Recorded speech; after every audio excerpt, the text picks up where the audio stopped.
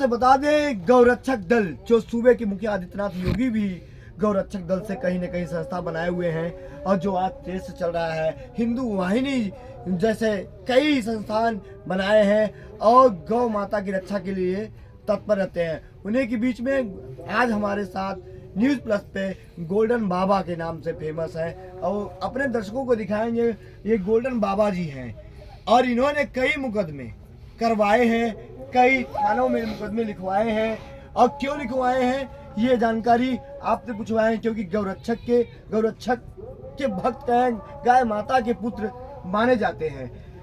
आपको यहाँ पे प्रयागराज महाकुंभ में सनातनियों की तरफ से और हमारे न्यूज़ प्लस की तरफ से बहुत बहुत बधाई।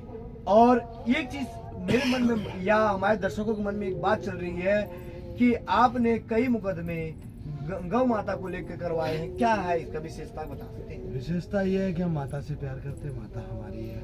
9 त्रिकोटि जो बोलते हैं कि गौ माता में जो बसते हैं, तो माँ की रक्षा करना सदैव बेटे का फर्ज होता है। और ये माता एक हमारी गौ माता वो है जो विश्व में सबसे प्रचलित। और गौ माता का कोई लोग, बहुत से लोग मीडिया में बोलते हैं कि हिंदू टट्टू गौ का मूत पीते हो तो माँ का भी मूत पीते हो। तो हमारी गौ माता के पेशाब में तो वो ताकत है कि कैंसर की बीमारियां तलक दूर कर देती है। तो हम तो गौ माता का पेशाब भी पीते हैं, गोबर भी खाते हैं, गौ माता की रक्षा भी करते हैं। रक्षा की जगह कितने मुकदमे लिखवाए हैं आप लोग? अभी तलक विहा भाई करसन भाई भरवाड़ और मैंने मिलके 9000 से ऊपर मुकदमे विरोधी पक्ष के ऊपर हैं, जो टोटल वो मुकदमे हैं कि एक एक गाड़ी के अंदर 42 से लेके 115 तक गौवंश ट्रांसपोर्टिंग, जो क्रूरता पूर्वक ओनली फॉर कत्ल खाने ले जाए जाने वाले। तो बाबा जी बताएं, आपका नाम गोल्डन बाबा क्यों पड़ा, कैसे पड़ा? गोल्डन जैसा इसका काम पहचान ऐसा गोल्डन जैसा काम करता हूँ, शुरुआत से करता चला है, इसलिए नाम लोगों ने गोल्डन दे दिया। और सोना तो ऐसी चीज है, आज हमने पहना कल आप भी पहन सकते हो। मतलब ये सोने की पहचान और सोने तरह, जैसे कि सोने तरह बोलने वाली जो अटूट जो बोले वो करते हैं, गलत काम बर्दाश्त नहीं करते हैं। गलत काम तो बर्दाश्त आज तक नहीं किया। जहाँ धर्म की बात आती है, लफ्जियात की बात आती है, हमारी बहन अगर कोई उठा के ले जाता है तो घर में घुस के ले आते हैं, उसके लिए तो सदैव तेगा हमारा साथ में रखते हैं, जिसकी धार पर साता माई बसती है। अच्छा, हाथ में तलवार, आप तलवार रखते हैं? बिल्कुल रखते हैं, धर्म की रक्षा के लिए, बहन की रक्षा के लिए, माँ की रक्षा के लिए तलवार रखनी पड़ेगी ना। रिवॉल्वर तो नहीं रख सकते, लाइसेंस से अप्रूवल नहीं है ना, उत्तर प्रदेश बैन कर दिया गया ना। आप वैसे प्रॉपर उत्तर प्रदेश से गुजरात में निवास करते हैं। गुजरात में निवास करते हैं, हथियार साथ में रखते हैं? बिल्कुल साथ में रखते हैं, धर्म की रक्षा के लिए हथियार रखना पड़ेगा। हमें क्या, आप भी रखो। हम तो कहते हैं आपकी बहन बेटी की रक्षा करनी है तो आप भी रखो, माइक पकड़ के कुछ नहीं होगा। घर में हथियार बसाओ जिसमें आप यहाँ हो तो माँ बेटी अपनी रक्षा कर सके स्वयं की।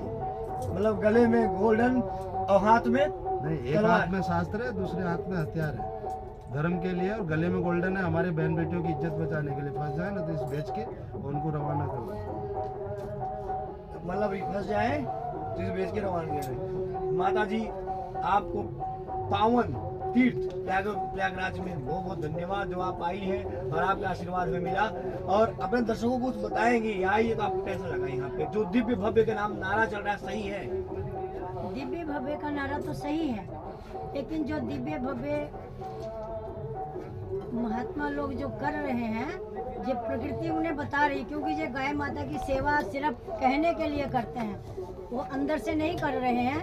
तो जो हमारे गोल्डन बाबा जी ने पहले ही बता दिया कि गाय की सेवा करने के लिए तत्पर हैं। हमारे देवताओं के हाथों में, हर एक देवता के हाथ में शास्त्र भी हैं, शस्त्र भी हैं। तो इसीलिए हम अपने हिंदुत्व की रक्षा के लिए शस्त्र और शास्त्र दोनों ही लेकर के चलते हैं। और इस प्रयागराज से अब ये प्रेरणा देना चाहती हूँ कि सभी संत जन जो हैं, कुछ संत ऐसे हैं उनमें से कि जो सिर्फ प्रॉपर्टियों को हथियाना ही जानते हैं और वो संतों को, प्रजा को सत्य का उपदेश देना नहीं जानते हैं। इसलिए हमारे ये जो सिद्ध पुरुष जो आपको उपदेश दे रहे हैं, इनकी आत्मा आपको यही कह रही है कि जितना जल्दी हो सके उतना जल्दी उन देवताओं का भी परिचय लिया जाए जो इस तरह का राहु के रूप में आकर के कार्य कर रहे हैं। मतलब माता जी का कहना है राहु जो है इस समय प्रयागराज में है, क्या आपको भी लगता है राव प्रयागराज में है? देखिए, पहली बात आपका मैं बहुत बहुत धन्यवाद करना चाहूँगी राहुल मिश्रा जी। और जहाँ कहते हैं भगवान होता है ना, तो वहाँ राक्षस तो होते ही है, समझ रहे ना आप? तो इसमें कोई बड़ी बात नहीं है कि यहाँ राक्षस नहीं है, अगर भगवान है। और ये प्रयागराज कोई मामूली संगम नहीं, मतलब कोई तीर्थ स्थान मामूली नहीं है, एक 144 वर्ष के बाद पड़ रहा है, ठीक है। पहली बात, यहाँ आना सबसे बड़े भाग्य की बात। जन्म जन्मांतरों के जब पुण्य उदय होते हैं तो प्रयागराज में आना होता है, सबका नसीब नहीं है। और दूसरी बात यह है कि जो लोग हमारे यहाँ प्रयागराज में जिनकी मौतें हुई है, तो ऐसा नहीं है कि किसी को दुख नहीं है, हम सब लोगों को बहुत दुख है इस बात का।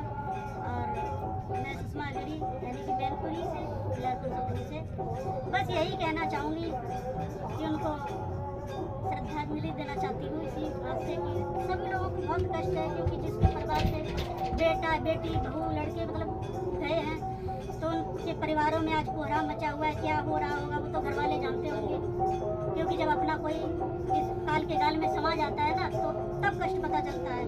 उसी तरीके से जो यहाँ प्रयागराज में अकाल मृत्यु हुई है, हालांकि लोग यही कहते हैं, संत महात्माओं का, हमारे चैतन्य महाराज जी का यही कहना है कि प्रयागराज में मौत होना एक भाग्य की बात है। लेकिन भाग्य की बात तो है, लेकिन कहीं ना कहीं दुख जरूर है, हर किसी को दुख है जिनके परिवार से जो सदस्य गया है। राहुल मिश्रा जी, हम इसी बात से आपका बहुत बहुत धन्यवाद करना चाहती हूँ कि आपने आकर के अपना समय निकाल करके हम लोगों का इंटरव्यू लिया, बहुत बहुत धन्यवाद।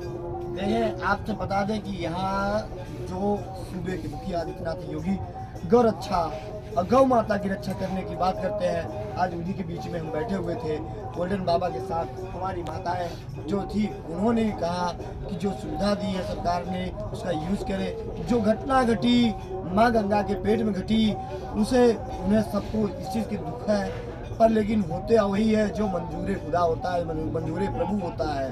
यहाँ सबका दरबार है। कैमरामैन दीपक के साथ राहुल मिश्रा की रिपोर्ट।